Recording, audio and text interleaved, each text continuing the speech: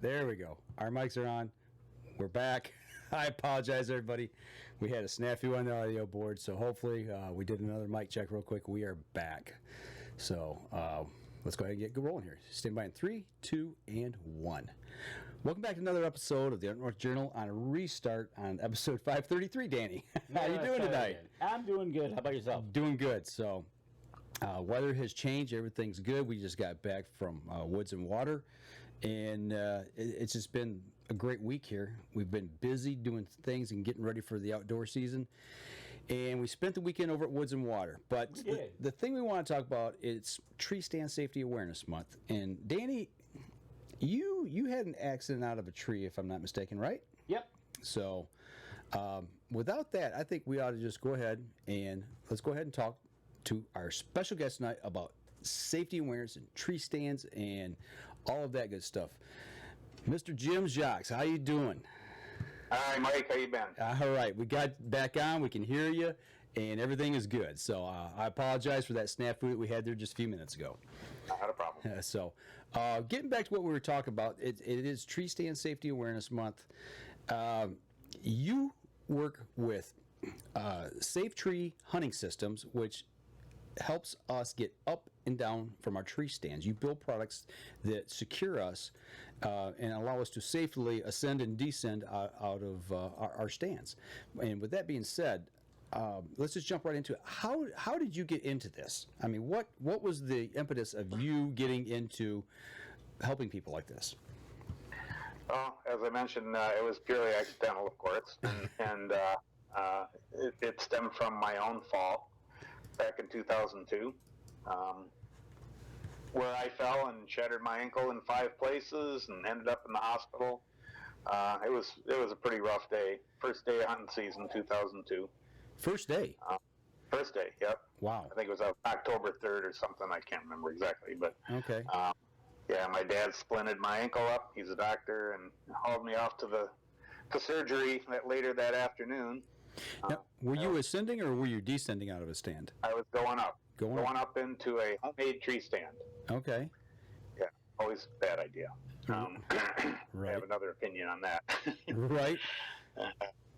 What do they say about those tree stands? If you build it, you will fall. Right. Now, was this a tree stand that you had built or somebody else? Yep. No, I built it. I'd been hunting out of it for years and years, and the top board that I used for a ladder actually pulled off. And when it came off, so did I. Wow. So, yeah, down I went. I was only about 8 feet off the ground. Okay. My feet. So, but falling 8 feet and landing on, even on soft ground, it just crumpled my ankle up and oh boy, it was bad. When this happened, did you, I don't mean to cut you off there, but when that happened, did you know what was happening? I mean, or did you have a split second to think about, oh no, this is happening to me? No, not really. Well, yeah, kind of, because on the way down, you get a half a second to figure that out. But it seemed like forever, and then all of a sudden, crunch. Oh man, it was loud. Yeah, the sound was terrible. Okay, so and then the scream following that was even louder, and then the anger because I knew what I'd done. Okay, so yeah, it was bad. As you're laying there and you're thinking about this, you know, like you said, those emotions going through your head, you know, I just got to, at that point, what are you thinking, and how did you get a hold of somebody to get you out of the woods? Well, fortunately, my son was only about 100 yards away, and my dad was actually on the way to his blind because it was still dark out. Okay. So my son came over and saw me all crumpled up on the ground, and I told him to go get my dad, who's a doctor, and he ran out and got him, came back, and he splinted me up and drove his truck right to where I was sitting. I had to get up and get into the truck, which I barely remember. Okay. Then he drove me on our 2-mile, 2-tracker out of the woods, bouncing and bumping all the way, and then into the hospital, about 15 miles away. Did you pass out at all? How long? No, I don't think I did. But then, the surgery was later on in the evening. Once they got the drugs in me, everything seemed to calm down. Right. A bunch. bunch. but then I went through the surgery, and I ended up with a horrible headache afterwards, and I ended up back in the hospital after that with what they termed to be aseptic meningitis, which is non-bacterial. It's just a reaction to the anesthesia. So that put me. I mean, I lost 2-3 days of my life. I don't know what happened ever. Okay. You know, and they didn't know if I was going to make it. So, but I pulled out. Thank God. Well, and then after that, that's how I got kind of started, sitting there thinking in my hospital bed, what the heck just happened, you know? Right. And I talked to a nephew, and he says, well, geez, Jim, how come you're not using these climbing lines? He was a rock climber. Okay. And he started showing me how does a prusik work with a climbing line.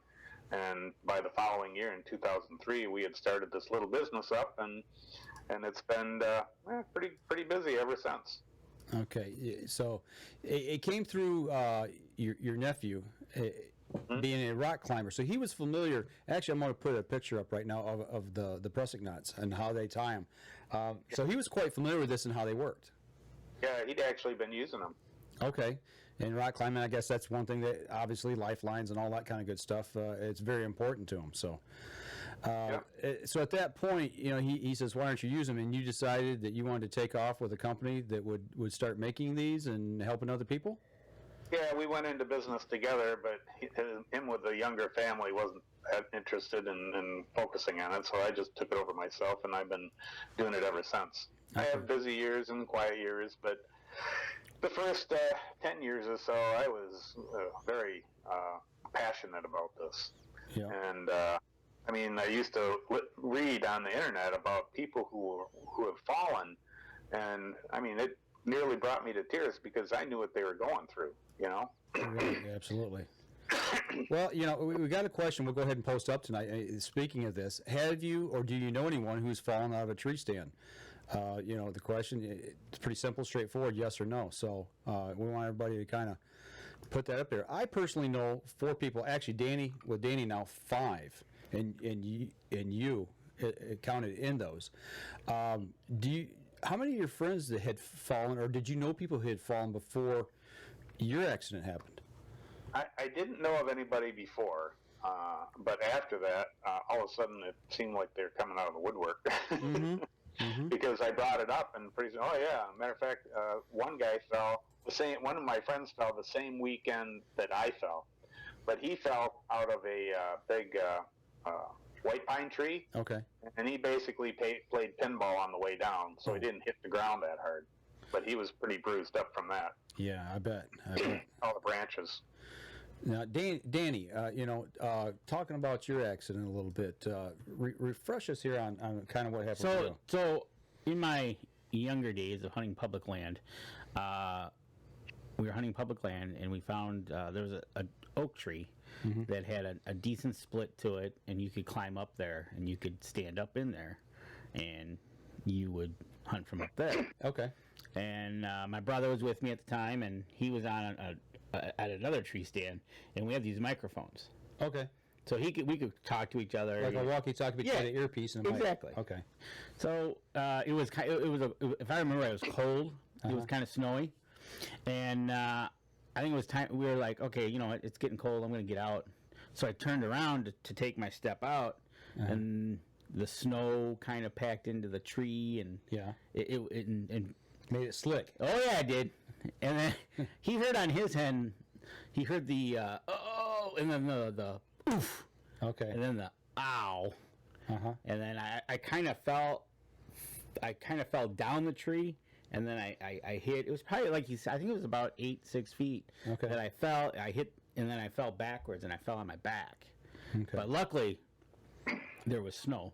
Okay. And there was no rocks underneath it or anything like that. But no broken bones? No broken bones, no nothing. But every day I think about these people like Jim here that things have happened. And he said from 8 feet himself. And it's like, you know, that was the last time I played that game of playing young guy climbing into a tree that can hunt from it. So it was just one of those things. It was just like, yeah, it happens to you once? Yeah, you learn. You know, it's Jim. You taught me early on when we first talked. And I don't remember how many years ago. It's been quite a while. Been a while, yeah. And you sent me a couple of those lines, and I still use them. I've got them in. I don't know if they're in my tree stands in Alpena or in Alcona County here in Michigan, or if I've got them in my 2 tree stands down in Indiana. But every time I go into a stand, I always make sure that we've got lifeline. The people, we all share stands now, both places that I hunt. So guys are bringing their lifelines in as well. So we equip everything with them. But that was the one thing is I always had one in the stand I was using, and I had one in my backpack. So if I went to another stand and I forgot to take that one out, I always had one with me. And I tell you, I don't climb without them. It's something that when I saw your X-ray, it stuck in my mind. Is like you don't ascend or descend without them. So good for you, Mike. Absolutely. And Randy has got a couple comments on Facebook Live that this is one of the knots that they're teaching the scouts this year. Okay. And it says the wife's uncle had this happen, and he's had neurological issues ever since the fall. How about you, Jim? Have you had anything with the ankle since your fall along those sorts as well? Well, let's just say I don't run any longer. Okay. You stopped running those marathons, didn't you? Well, I don't run anywhere. I gotcha. But it hasn't stopped you from hunting, though. Oh, no. I still go up in the tree, but only with a line. Okay. I won't do it otherwise. And, I have ways to get them up there so I don't have to climb and put them up either. So. Okay, well, let's talk about that, because that's always been a question of mine. Okay, when you've got a lifeline and you put your tree stand up, you're standing at the tree and you're like, I'm going to put a tree stand in this tree right there. That's the spot.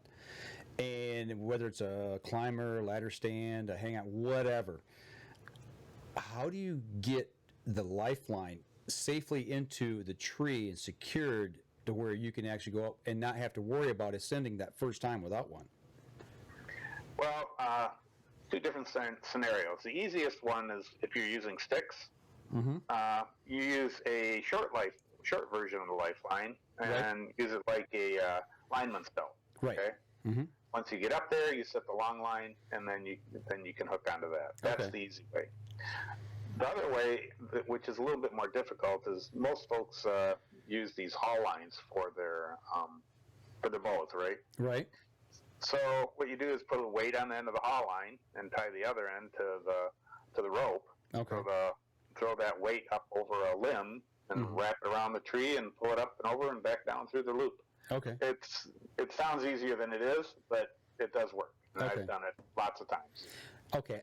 I got to ask, how many times have you thrown something up over a limit and it come back and hit you? Couple? I'm still fast enough to get out of the way. Okay, gotcha. I gotcha. I'll tell you what, we're getting close here to break. Let's go ahead. We'll take a break. We come back. I want to talk about your product and show people what you're building, how, kind of what you're offering and how they can get in touch with you. So we're going to step outside. We're going to take a quick break. When we come back, we'll continue more of this conversation. We'll be right back after this. Okay, Facebook people online, if you're on here and you got questions about tree stand safety and all that kind of good stuff, get it in here and we will ask those questions. Absolutely. So who we got in the house tonight? Oh, we got my brother, we've got Denny, we've got Josh, we've got Charles, we've got Randy. Okay. Got a plethora of people hanging out Absolutely. tonight. Hanging out with us, talking safety. And what I'm glad to hear, I'm really glad to hear that Randy is with his Boy Scout pack, is they're teaching them how to tie this knot. Because, you start them from a young age. You never know how many lives you could save. Absolutely, for other purposes, not just hunting. That's right.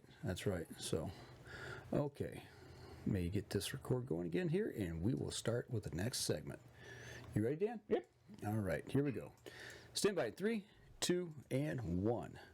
Welcome back. Second segment of the show. Talking safety, talking tree stands, getting safely up and down. Talking with Jacques from SafeTree Hunt Systems, who builds lifelines for people like us to be able to ascend and descend into our stands properly and safely so we can go back for another hunt. And if we want to get one, where do we go? I think we need to ask Jim. Jim, where can we find your products? Well, as I mentioned to you earlier, did lose my website to hackers, and I have not been able to replace that yet. But I am on Facebook under SafeTree Hunt. I'm on Twitter and Instagram. You can find me in all those places. So, or give me a call.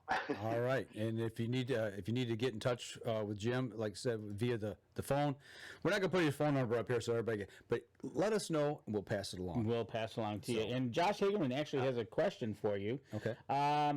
Any tips on running a lifeline on a ladder stand with a shooting rail without it being in the way while up in the tree?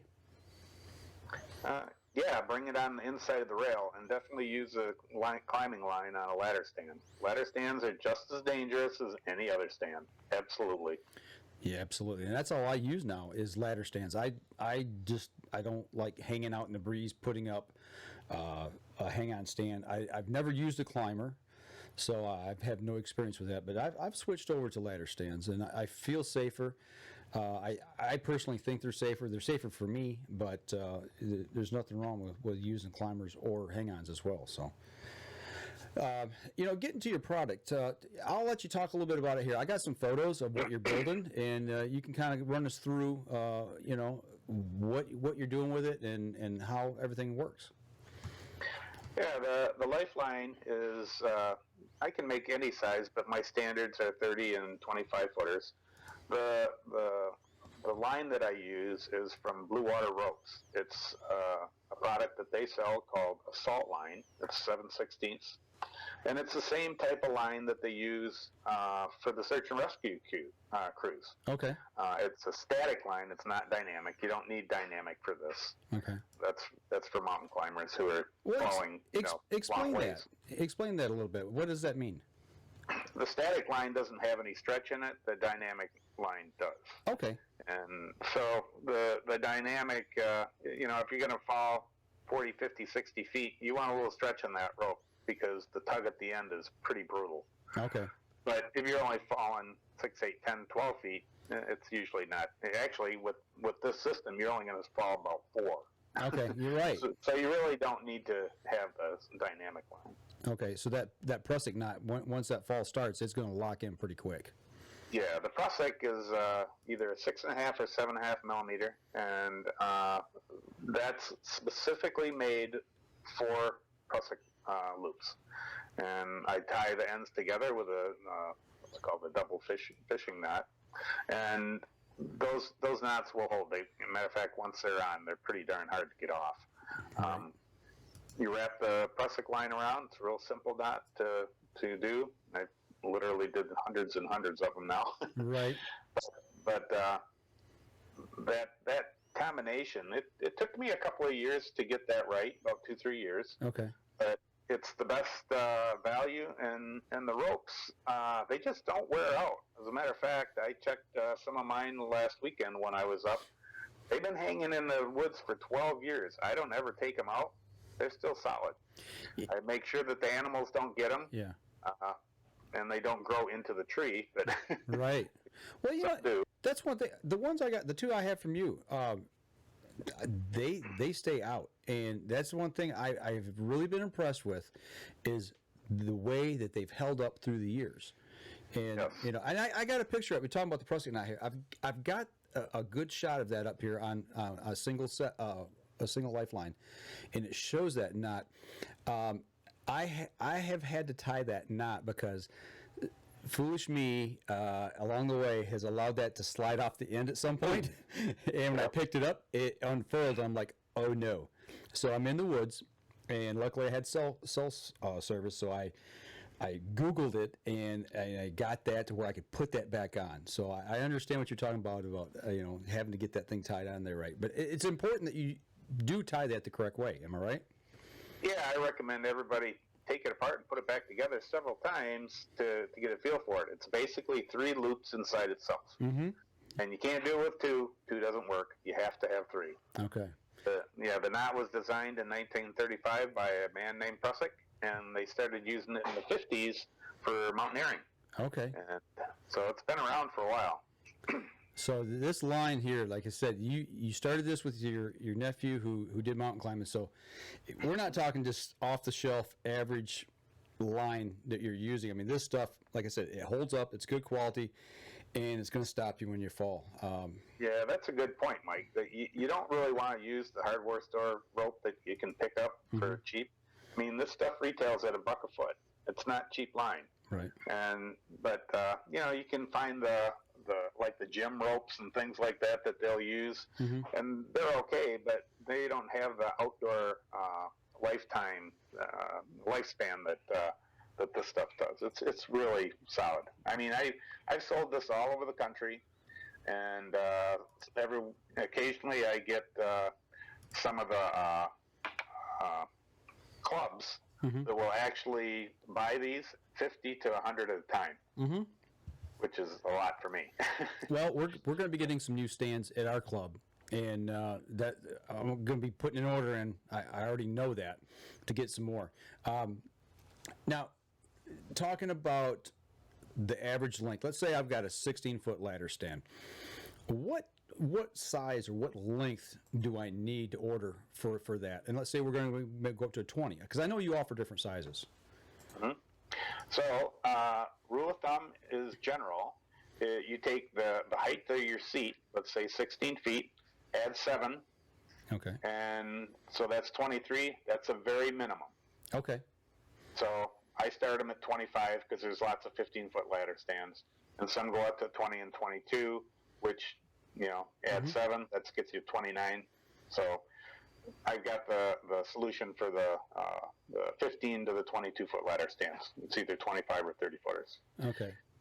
Some guys go higher, and I'll make longer line as well. Okay. Yeah, because I know there's some guys with climbers, I've heard that they go way up. I mean, it's incredible. I'm like, are you kidding me? You're actually that high in a tree? I was like, there's no way I'm going that high. The longest I've made is 40-footer. Really? And I work with the guy, and I think he's crazy. And so does he. So. All right, I got you. Another question for you. Let's say, unfortunately, you take a slip and fall, and everything is going to work like it should. Once we've slipped and we've pulled on that prusik knot and put all of our weight on it with whatever gear we might have with us, whether we're hauling up a backpack or whatever, should we replace the prusik knot line, or should we replace the actual lifeline itself? I don't think you need to, because it's usually pretty solid. They're meant to take that type of abuse. I would not leave a prusik loop out in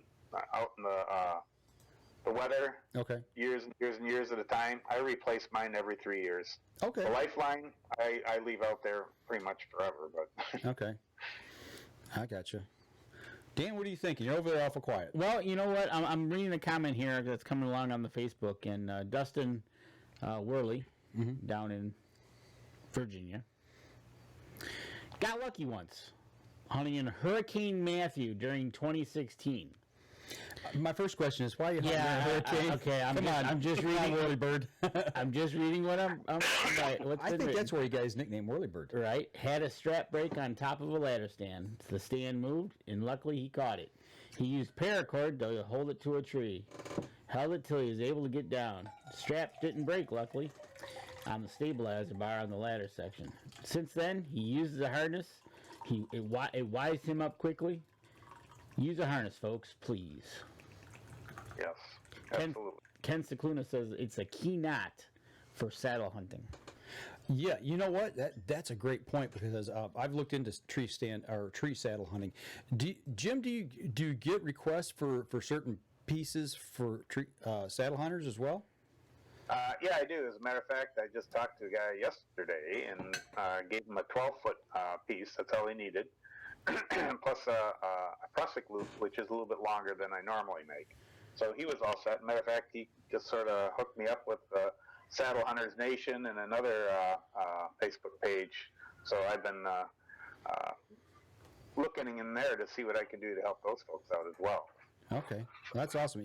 And Ken Cicluna, he's one of the guys that works with us here at the Up North Journal. Ken, thank you for that, because I completely forgot about saddle hunters. I mean, that just kind of slipped my mind, so thank you for bringing that up. And Dustin Worley, his reply is, he's dedicated. He's dedicated. Yeah, he is dedicated to hunt in a hurricane. I'll Right. give it to you. So, now we talked a little bit about where to find them. We talked a little bit about the product. What can we? Let's say Mike calls up and Dan calls up. Mike needs a 25 footer. Dan needs a 35 footer. What do we expect to pay for something like this?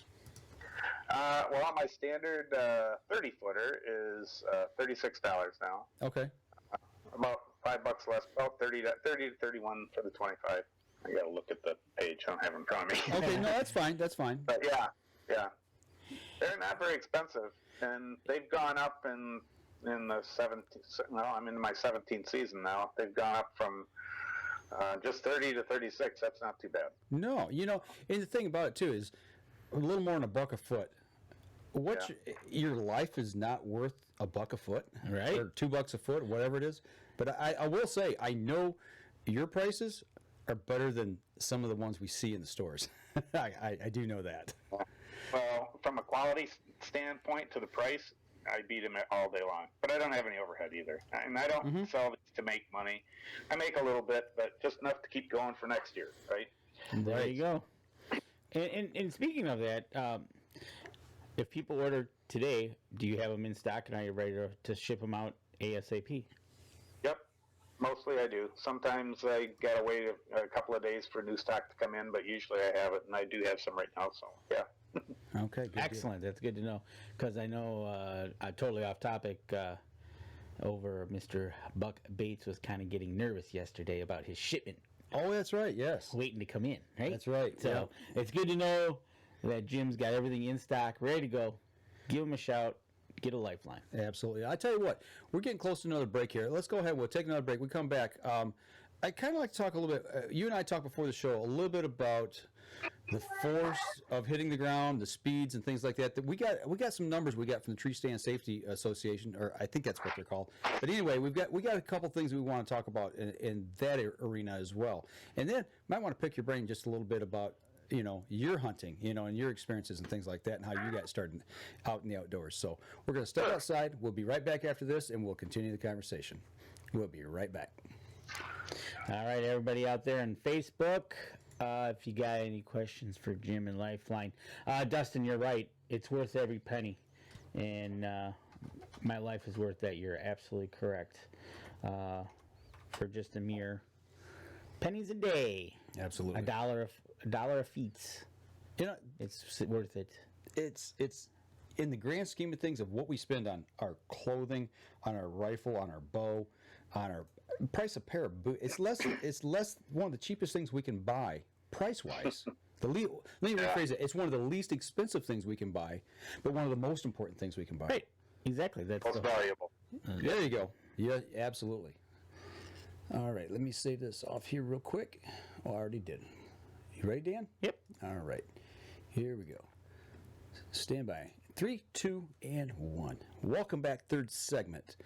We're talking safety still. Safety lines, lifelines, talking with Jim Jacques from SafeTree Hunting Systems.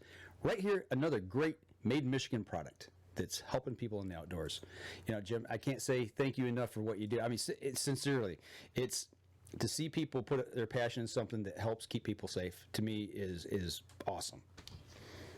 Well, the thanks that I've gotten from some folks where I've actually saved their lives has been enough to keep me doing this for a long time. Well, I want to throw a picture up. I mean, we put up the picture of you, of your X-ray. By the way, how much metal did you have in your leg?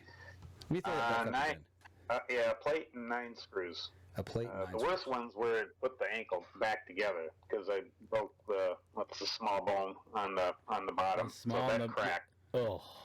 That's and then the the long ankle screws? split apart. Yeah, the ankle split right apart. Those were the worst. Oh, I just every time I remember when you had that as your profile picture at some point, and I was just every time I saw that I was just like, oh, that has got to be so painful.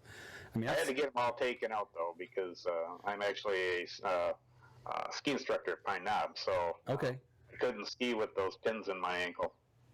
your leg wouldn't flex or your foot wouldn't flex. Am I right?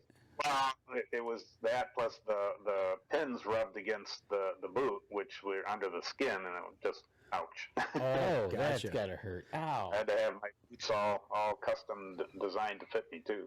Okay. Well, the next picture you've got on your page is a young guy who had an injury. He's pretty well healed up, but it makes me cringe. I mean, the cut on him from under his breast all the way up to his neck, that to me looks like it may have came from one of our old screw-in style steps, like what I call famously the gut hooks. That's exactly what happened. Oh, I don't know that guy, but can you imagine how lucky he was to not have been gutted and basically had his jugular tore out by that? either jugular or his heart. It just blows my mind that the guy, he's sitting there, he's smiling, it's, Well, he should be smiling. He was pretty lucky. right? Yeah. That to me just scares the devil out of me. But I'm going to put up, we got some stats here. That's what we wanted to talk about.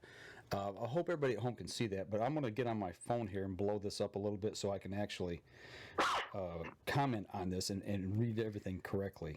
So I got to. So what this diagram is showing is height and fall and how fast you're going. Yeah, rate of fall and what you're hitting the ground, the force you're hitting the ground with. So, Oh, where's the other line that's the height of bounce? right. Well, that's the problem. I think most people don't bounce. Dude. No bounce, huh? No bounce. Nope, you're not 10 anymore. Actually, I actually don't have that one on my phone, but there it is. I can see it there. If you take the question down, you can read the bottom too. Okay, it says 30 feet at 30 miles an hour. That's 1.37 seconds it takes you to fall that fast. So in less than 2 seconds from 30 feet, you're on the ground. And I'm trying to see what it says for the force. I can't read it there. I got my question over top of it. But 20 feet, it's 24 and a half miles an hour at 1.2 seconds. And at 16 feet, you're hitting the ground at 21.9 miles an hour in 1 second. And at 12 feet, it's 18.4 miles an hour in 0.8 of a second. So you said you were how high? 8 feet. 8 feet. So, less than a second, you were down on the ground. Yep. Okay. Yep. The 12-foot fall, it says 4.1 tons of force. The 16-foot fall is 5.5 tons of force. I wonder if that's per square inch. I don't know how they equate that. It doesn't say. 6.9 tons of force from 20 feet and 10.3 tons of force from 30 feet. So you're hitting the ground with A little bit of force. with a ton of force, and you think about how quickly that snaps bone. Well, you don't think you actually know how quickly that does, but to think about how fast you're actually accelerating on that descent and how quickly it does happen. It doesn't give much time for a thought to go through your head, but you said it almost seemed like forever. I mean, it's you see both sides of that, I guess is what I'm saying. That's pretty incredible. And the next Good job trying to scare these folks. Well, because it's scary as hell. Trust me, I know. Well, it's the fact that it's scary.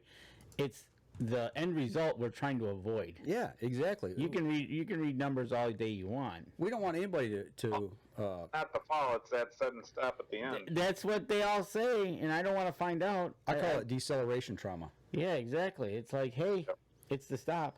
And you think, okay, ladder stands are safer, certain kind of stand, whatever. So this graphic I got up it breaks it down. It talks about the climbing stands. 25% of the falls on average are from climbers. 31% are on lock-on stands. 20% are homemade, which is what you experienced, Jim. And another 20% is from a ladder stand. And I really wouldn't have thought it would have been that high with a ladder stand. I really thought it would have been much lower. Well, you know what the biggest problem with ladder stands is that the steps get froze up quite often, and people's feet slip on them. I had a guy tell me that he slipped, fell backwards, lost his grip, his foot slipped through, and he got hung upside down with a broken ankle or broken leg, and he couldn't get out of it. He had to scream for an hour for his friends to come and find him. The stories are endless. Yeah, well, and I guess while we're talking about lifelines, I mean, just as important a piece of gear is the type of harness that you do wear. I mean, Do you have any information that you could recommend on a specific style of harness versus another that you have had experience with? No, I try to not do that because I don't sell them. Okay. But what I recommend is that if you're going to buy one, just don't go grab one and go with it. Go try them on. Go to some place that has 3 or 4 or 5 or more different types of harnesses, and take them out of the package, put them on, see how they feel. There's tons of types, and they give a lot of recommendations from places like Archery Talk and so on. That there's huge discussions, and of course everybody's got an opinion too. So Right. it's something that I don't do. Okay. No, I respect that actually. I understand what you're saying there. Well, it's something that's got to fit you, right? Yeah. You want you Right. compared to like back in the 80s when they had the Baker tree stands, the climbers that you put the 2 ropes over your feet and you shimmied up the tree and hope that it didn't let go and you're hanging there with the one piece and Yeah. you're looking down at the ground at the other piece, right? That's the reason I never went with a climber. It just scared me. I always thought if the bottom fell, how do you get down? Right? You know? Well, they've changed them since then, but there again, you got to get out there. This weekend we saw Jacques at Family Traditions. He's got several different types, and you got to try them all to know which one you're going to like, and whether it be ladder, hang on, or a climber. But yeah, you got to go out and try it. It's not like going to go out by a car. You just walk in, open the door, get in, drive away. Right. You got to get something that fits you. Right. Absolutely. So, Yeah. A lot of guys will go out and they'll buy a whole bunch of different types of tree stands before they settle on one. I think you should probably do that with a harness too. I've tried several. I don't know, maybe 5, 6, 7 different kinds, but I've kind of settled on what I've got now. And I'm like you. I'm not going to say which one just because, out of respect. Get out there and test drive them. I think that's important. I think you make a great point. Is to try different ones, get that fit and feel, and see what you like, what feels good to you, but also what's safe. I guess is the key point to that. Exactly. So. The safety #1. Yeah, absolutely. So, I tell you what, let's turn gears here just a little bit while I got you here. We want to step back a little bit. How did you get into the outdoors? We want to talk a little bit about Jim now. Besides, we've already talked about the safety aspect and talked about your company, but you as a hunter, how did you get started? Well, I grew up in Tawas, and my dad's still alive up there, 88 years old, and he still enjoys going out to the deer camp with us. There's a little bit that he can do now. But I guess my first introduction to the real outdoors was, well, it's Thursday night, it's time for Michigan Outdoors with Mort Neff. Right. Absolutely. Okay, I'm an old guy, right? Hey, we're getting there. We know. Yeah. We know who you're talking about.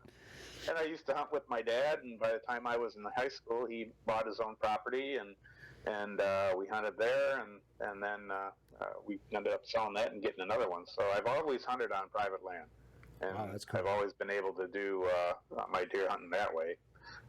At least a deer hunt. I go out for rough grouse and ducks and geese and other things as well, a little bit. Not quite as much as I used to, but it's still fun to do. Right. Love it. Mm-hmm. Are you primarily a rifle hunter, bow or crossbow? What's your favorite way to go after a deer?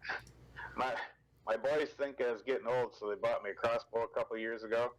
Still haven't taken it out yet. and that's fine. We like to hear that. Yeah. Because well, I guess that's why you're helping out with the Broadhead League over there at Oakland County Sportsman's Club. So I guess I already knew the answer to that question before I actually asked it. But I've always been a rifle hunter. Okay. Yep. That's been that's the family part too. Out of 13 hunters in our camp, we only got 3 of us that are actually bow hunters. The rest are all rifle hunters.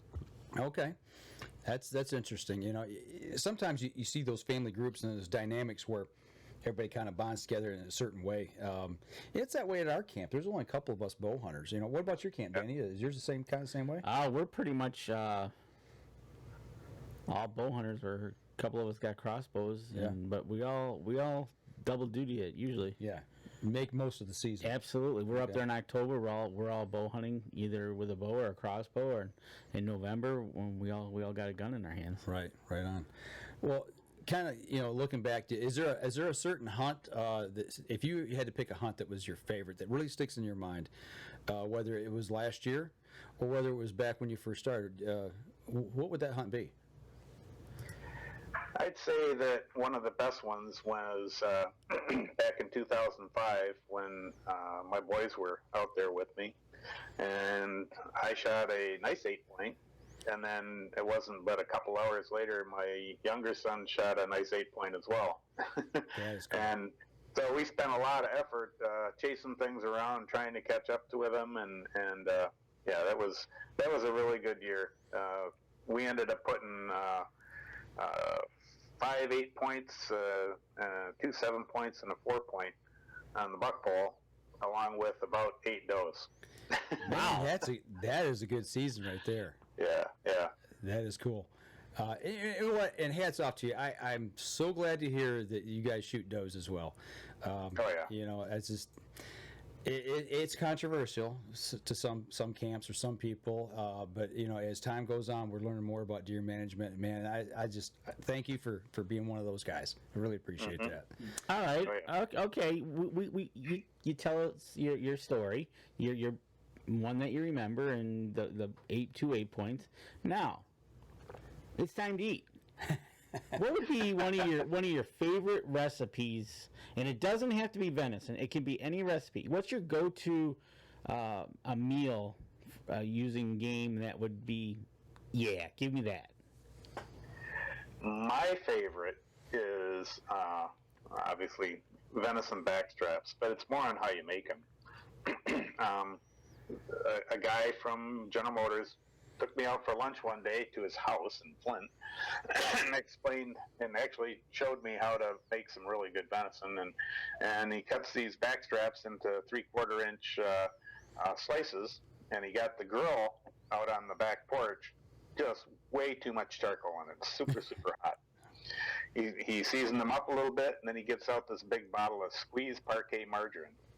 And he lays them all out on a couple of cookie sheets and puts this margarine all over top of them. I'm going, what in the heck are you doing? He says, watch. So when he puts it on the grill, he puts it margarine down, and the grill just takes off, and it's flaming like crazy. 2 minutes, and in the meantime, he puts more margarine on the other side. And then he flips them over about 2-3 minutes later. We take them off. Oh, my God. It was the best I've ever had. He seared it good. Oh, it was great. It was basically seared, and they didn't cook but not even 5-6 minutes. And so I do that out at our camp, and we have them probably 2 or 3 whole backstraps for our group, and those are hors d'oeuvres. Right? Man, yeah, that sounds my good. favorite. Yeah, All right. So now we got your favorite meal. You got to go up north to Tawas, right? So you hop in your vehicle, you're driving up north. What is your go-to music, podcast? What do you listen to on the way up north? Right now it's pretty much anything, but when my kids were younger, once we hit the road to the deer camp, of course, it was Ted Nugent right there, right? And so my boys now, they're older, and they do the exact same thing still. I love it. That's a great tradition, man. That's pretty good. I don't know. I don't know. Is that a Michigan thing? It probably because is. Ted's from Michigan. But okay. Well, let me ask you this. You said when you hit the road going up north, where does up north begin for you? Probably not till I get over the bridge. Which bridge? The Zilwaukee. Okay. That's kind of getting up north. Okay. See, but it's kind of hard for me to say up north because I lived up there. Yeah, Right, that's exactly. right. Yeah. Exit 190. I have to tell people around here that's where up north is, right? Yeah. So, Well, like Danny said, for us, we both agree on this. And not because of who us working together, but the fact that when we first asked each other that question, we both said exit 190. And everybody knows here in Michigan, exit 190 is Gladwin. And what happens at Gladwin? The road divides, and there's woods in the middle, and you can't see oncoming traffic. Mm-hmm. And there's just something about that. When you hit that point, for me, it's like, yeah, I'm up north now. Right, exactly. All right. we now hear your favorite song. We've got your favorite dinner meal. We've got another question we got for you is you're sitting out in your tree stand or your blind or whatever you're doing. You look in your backpack, and you got to have a snack. What's your go-to snack out in the woods? Well, one of the things I've always had with me is lemon drops. Okay. No, that makes That's perfectly the first good time I heard sense. that. That's good. Lemon drops are good. Yeah. Usually some, Nature Valley granola type bars, but not the really dry ones. Okay. For me, they got to have a lot of chocolate in them. Okay. Something that's a little chewy, got some substance to it. I got you. Exactly. See, so he's a lemon drop kind of guy. That's awesome. Well, I tell you what, we've spent about 45 minutes here talking. Before we let you go, I want to give everybody another opportunity. Where can they find your product at and get a hold of you at? So that way, when they need lifelines, they can go to SafeTree Hunt Systems and they can get theirs. Where are we going to go to get those? Well, email me too at safetreehunt@yahoo.com. Okay. That's probably the fastest way, if not calling me directly, and you can put my phone number on your site there. Okay. I wish I had a website, but I've just, it's a value thing. No, I got you. I understand. So, and also over on Facebook and on Twitter, and you said Instagram as well? Yes. Yep. Facebook, Twitter, and Instagram. Okay. So my Facebook account's pretty busy. I do a lot there. Okay. So SafeTree Hunt Systems. That's where we're going to go. Yep. All right. There you go. Well, I tell you what, Jim, we appreciate you taking time. More importantly, I appreciate what you do for hunters out there and keeping us safe. This is a subject that Danny and I, we've talked about before, and it's like we've got to get you on the show and talk about this because it's important to us, and we think it's important to everybody else too. We got any questions before we let them go? Nope. Okay, we're all set there. So I tell you what, we're going to step outside. We're going to take a quick break. We come back. We'll cover a few things here that Danny and I did this weekend as we wrap up the show. So we're going to step outside. We'll be right back after this. Jim, I appreciate you taking time with us tonight, buddy. I can't say thank you enough. Well, thanks for having me on, Mike. It's been a lot of fun doing this. I enjoyed it. We'll get you back after season, and we want to talk about the hunting season because that's what we're out there for. Okay, great. All right, you take care, and we'll Good talk luck to you. and hunt safe. All right, you too. Thank you. All right, bye. Bye-bye. All right, folks, we're going to save this off real quick, and we will get going here with our next segment. But I tell you what, Danny, we've talked a lot of safety here this week. I mean, there's been a lot going on. We've had some mishaps. And while we're in the commercial break here, I do want to mention the fact, we talked about my accident 2 weeks ago. And in the meantime, one of our good friends, Lincoln Roan from Packer Max, who helps us here at the Up North Journal, he had a close call as well out on the freeway, just similar to what I was dealing with. So, he's okay. Nothing happened. It was actually a chunk of wood went flying and bounced off a trail, went flying over top of his vehicle, but it did hit the one right behind him. So we're glad he's okay. But, as I said, this stuff seems to happen almost every day. Right, exactly. But it's happened to more people that we know now. My dad had a close call this weekend where, as he was passing a vehicle on a 2-lane highway, he saw something start to slide off of this truck. And when he saw it, he swerved to the left. And as soon as that truck passed him, got to his rear bumper, a picnic table fell off and disintegrated in the road in the lane that my dad was in. So, yeesh. This stuff is just kind of getting out of hand. So, like we said back a couple weeks ago, tie your stuff down, people. It didn't take but just a second to do that and make sure that everybody, including yourself, is safe. Right, exactly. All right, Dan, you ready? Yep. Okay, here we go. Stand by in 3, 2, and 1. Welcome back. Last segment of the show. Before we get too far into this segment, I want to throw up real quick the first of all, the promo code make here. Sure you go over to Hunter's Blend. I finished mine. You're having your second cup. Yes, second cup. UNJ promo code right there. You plug that in, UNJ, and you'll save 10% on your order. HuntersBlendCoffee.com at the checkout. Save 10%. And while you're drinking your coffee and you're thinking about hunting season, you might want to go over to buckbaits.com and use our promo code UpNorthJournal, and you'll get 20% off your checkout over there. And after you use your cents to get your animal, you got to season it. That's right. So why not go over to rebel6rubs.com? Hey, use the promo code NorthJournal, and you get another 20%. That's right. So we want to thank all three of these companies who are working with us and helping us out, and in turn giving our listeners and viewers here the opportunity to save some money on the gear that they offer. So go there, give them some love. And I want to say this, we said it on the pre-show tease, but we were at Woods and Water this weekend, yesterday and today.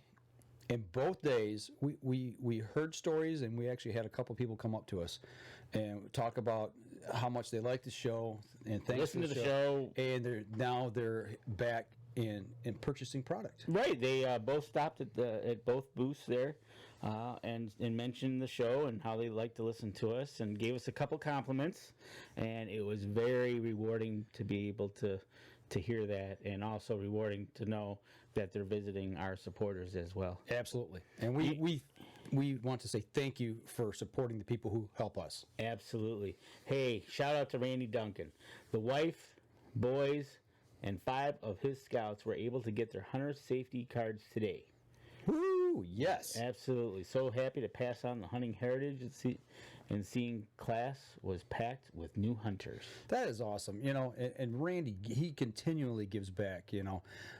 I know he's not here on the show with us a lot, and we don't see a lot from him, but he's still part of what we do here at Up North. Oh, We want to thank him for what he's doing with his is it Boy Scouts or Cub Scouts? Boy Scouts. His Boy Scout group, and teaching them, number one, how to become a man. Let's face it, that's what it is. Well, earlier he said they were showing them how to do the knots, and here they're passing hunter safety. Mm-hmm.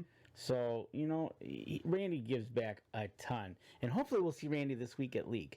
And it'll be our last week for League. That's right. So we'll talk about that next week. But I tell you what, Woods and Water this weekend, perfect weather. Oh, dude, was it awesome. I said my trigger finger started twitching. The weather has changed. I saw my first leaf on the ground. The leaves are changing. Today I noticed leaves changing in the area. It's Cub Scouts. It's here, man. Oh, it is Right. Cub Scouts. Okay. But you know what? It's funny you mention that, because one thing we did notice is that when we talk, we seem to lose where we're at. I'm not going to lie. We almost Don't ended do up, that when I'm drinking coffee, man. I almost spit. we almost ended up in Canada. I didn't know lie. So it's an hour drive. It's about an hour-ish, yeah. To Woods and Water from our house. So Danny picks me up. Yeah, we grab breakfast. We grab breakfast and we start talking. And tooling down the road, eating, talking. Well, we haven't done a show, an outdoor in 2 show, weeks. And we haven't done an outdoor show in months. in months. So And it's been 2 weeks since we had the show. so we haven't really talked a lot. Right, and I was up north last week, and we're just Like two high school girls talking, all the way down the highway. and we're tooling along, and all of a sudden Well, first we noticed the new truck stop. the new truck stop, which was in the town past where we were supposed to get off. Right, exactly. Oops. And didn't think anything of it. Yeah. Keep tooling along, keep talking, and next Danny, I think we missed the turnoff. No, we didn't. No, I didn't see no sign. No. No, we're like at There's- 190. No. And I'm like, no, Dan, we're in the 190s now.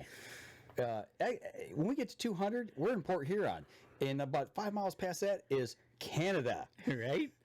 And so we missed it by 30 miles. only missed it by 30 miles. It wasn't too bad. It was pretty funny. So we turned it around. We got back there.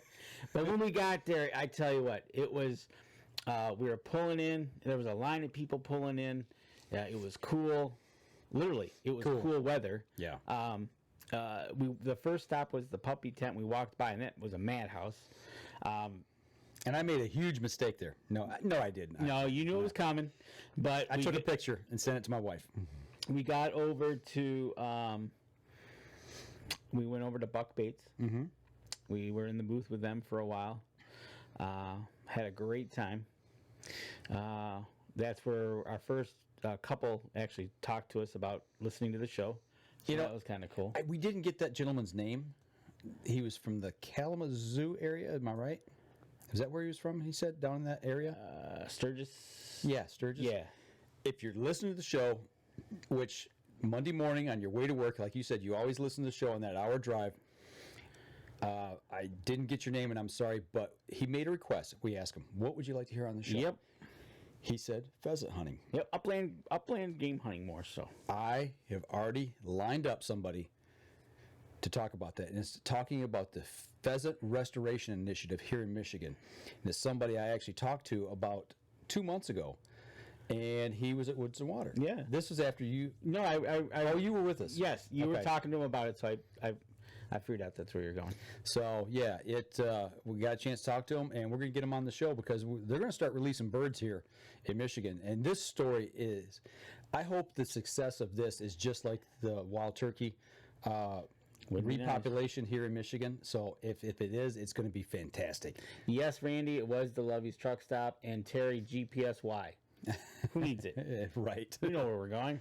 We just got to stop talking and pay attention to the signs. That's right. But yeah, so we talked to that couple there. That's what he requested. We already lined it up. It's coming. And we already talked to somebody else, another local call maker that actually he's just a few miles west of us, right? Yeah.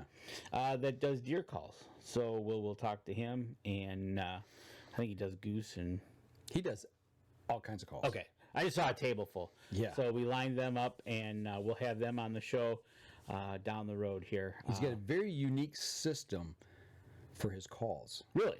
Yeah, the way, I don't want to spoil it. It's basically like a Lego system, he called it. Okay. So that's all I'm going to say. So very cool. We'll take care of it then. We spent some time there. Then we went over to Rebel 6 with Eat Rob. lunch. We had lunch, venison and walleye. It was yummy.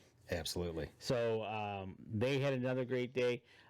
Today we found out that a gentleman stopped by, mentioned our show, bought some rubs from them specifically. And some did over at Buck Baits, too. Yeah, absolutely. So it was a great weekend at Woods and Water yesterday and today. Yesterday, you and I were there. Today, we took our families. Yep. And so it was fun. Had a good time. I hope, I'm sure that both supporters did well. Absolutely. Absolutely. I talked with Rob of Rebel 6, and they met their goal for the day. Did they? Yeah, and that was there talking with him at about 2:30, 3 o'clock. Okay, good. Yep. He said he had a goal, and if they hit it, because they had prepared. It was so funny talking to them about how they were in the kitchen. I think it was of Rob's house, preparing all these bottles. And when the dragon dust came out, they were just crying and putting it all together. That's the way I am when I eat the popcorn. But it's so good. Right? Oh, it's so good. I tell you what, that's Dragon Dust, Rebel 6 Rubs, Dragon Dust on popcorn is thebomb.com. Really? Oh, dude, you got to try it. I guess It might make your eyes water, but it is good. Why eat something Because it's good. that you makes your eyes water Because it's good. and have more of that? Actually, it makes me sneeze. Oh, so you're sneezing your popcorn? No, I don't Nice. sneeze in the popcorn. Come on, man. But no, and the other thing was how much product was pushed over at Buck Baits. They basically sold out of what they had right up to the very end there of yesterday. He was very close to being out of product. Yep. Went home, and they put more product together, got it back over the next morning, and it was the same way by this evening. By this evening, the table was almost empty. And People were the eating it. moral of that story was he was on edge because he had the bottles, but he didn't have the sprayers. Yeah. The sprayers were due in on Friday, didn't come in, so he was hoping they showed up on Saturday. And they did. And luckily they did. They did. So that was kind of cool. So there was some happy people going home with some buck bait lures and scent attracted. Absolutely. It was a good weekend had by all. So Stopped over and talked with the Schnurs over at Beyond the Ears. Yep. They had their booth set up, and actually, there was a Dan Yassa sighting today. There was. It was, and I got to see him for about 5 seconds. I got to see him for about 3 minutes. Okay. So we're good. Just to get my question answered, and we took care of that. We stopped and saw Jack. Jack Turner from Family Traditions Tree Stands. That's one of the hardest working men I've seen around there. That guy is nothing but go. Right. That's Tree Stands that I use. I've got them down in Indiana. Got them up at our place. We're fixing to put another order in for some more for our deer camp either this fall at some point or next spring.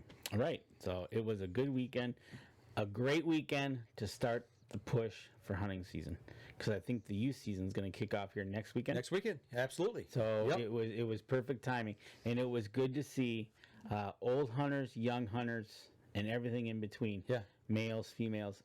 When we were talking to him, I had a young gentleman today. He was kind of just starting out, and we kind of went through his little process, and I sold him one bottle. That's all he had money for, and he said, "I'll take one of those." I said, "All right." So it's good. Getting them going. Absolutely. That's Then awesome. another one. I don't think you were there. It was the young man buying the call. I heard that story. Okay. Yep. Yep. One thing nice about what Buck Baits does is their calls. They price them for the show at a reasonable price, where the young man could afford it and not worry about, hey, I paid $50, $60, $75 for this call and I scratched it or whatever. No, $20. Here you go, and away you went. Yeah, you get these younger kids getting into the outdoors, and I know when I started, my dad didn't say, "Hey, go here's some money, go get this or go get that, whatever you need."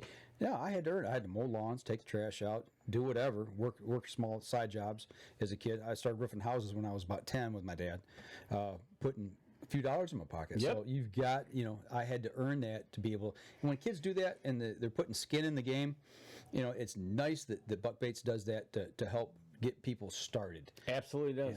So hats off to them. And so next week, in the next week, we've got the last Thursday night league shoot. We'll be done. That'll be our 4 weeks. We'll be ready and prepped for deer season. Let's save that for next week. But I will say, Nope, that's all I'm going to it say. has helped. It has helped. And we'll see if we can't hear anything about the youth season, or there'd be also the Liberty Hunt, correct? That's right. Anybody out there that's putting game down right now, whether it be small game or waterfowl, if you're a youth and you're hunting these youth hunts or the Liberty Hunt for the vets, you get something, send us a pic. Yeah, we'd like to share it, put you up there and give you a shout out. So Absolutely. send something over to us if you can. But that's about all I got Nope, this that's week. about it. It was an action-packed week, and tomorrow we can go back to our regular jobs. Yep. The only thing I can say, we brought a puppy home. Oh, I'm going to save that for a little bit down the road. But Oh, no. My wife brought a puppy home. oh no, it's yours. We had this discussion last year with him. Now it's my turn. So, Yeah, we'll see.